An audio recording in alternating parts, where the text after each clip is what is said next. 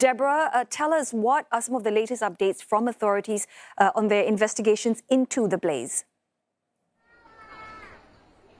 So Hong Kong's anti-corruption body, ICAC, has launched an investigation into the construction company, and we heard that, they've actually gone to the construction company's office and see some documents, and this also came after authorities at 6 a.m. this morning briefed the media saying that, the construction company, the company behind the renovation, was grossly negligent, and, they cited issues such as using non-compliant materials, such as the protective netting around the exterior of the building, down to styrofoam boxes that's plastered onto the wall, as well as some plastic sheeting. So all these, are some ideas of what we can, sort of get as to how the investigation would carry on. Now, it's still quite unclear at this point exactly what part of the corruption investigation will sort of, unravel,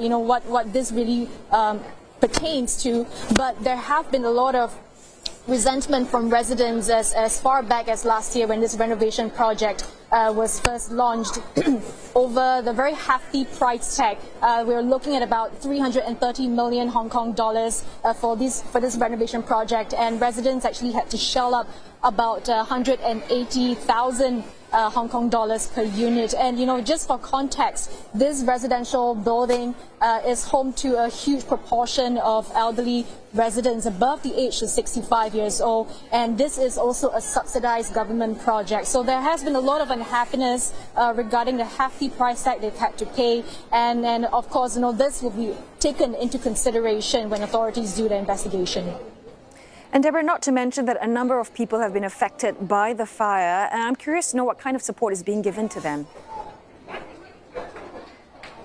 Absolutely. There have been, an outpouring amount of support. I just want to show you what I can see in front of me. Right here, you see a huge sea of people, and these are volunteers, giving out boxes of food rations, giving out masks, giving out portable chargers.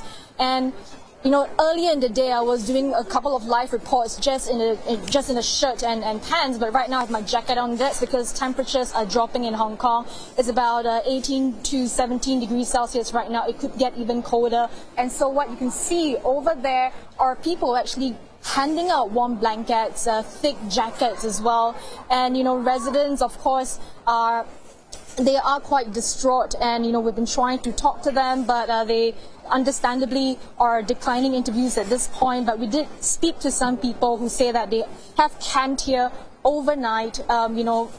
They don't want to be in the shelters. They want to sit here at the deck where they can actually look at the building burning before their eyes, because I think they're still trying to come to terms as to what the future is going to look like, because for most of them this is their retirement home, and right now they're still trying to come to terms with that. So there has been mental health support as well. There's a WhatsApp group startup to sort of reach out to residents who require that. And I also did speak to Red Cross earlier, and they did tell me that aside from the relief, the food rations, activating people to try to talk to residents, try to get them to, help them figure out what the next step is going to be. They are also offering counseling sessions. So we are seeing, aside from humanitarian efforts here, a lot of companies coming forward, donating huge sums of money. We're talking about Trip.com, Red Cross China as well.